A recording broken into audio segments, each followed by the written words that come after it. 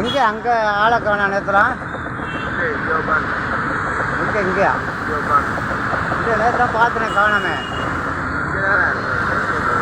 ஆ இல்லை நேற்று பார்த்தேன். நேற்று எங்கிட்ட பார்த்துட்டே போனேன். ஆள் இல்லை. 3 நாள் அங்கேயா?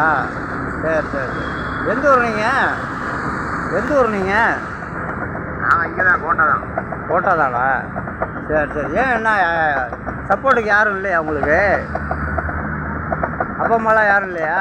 அண்ணன் தம்பிங்க பிள்ளைங்க? ஆ யாருமே இல்லை.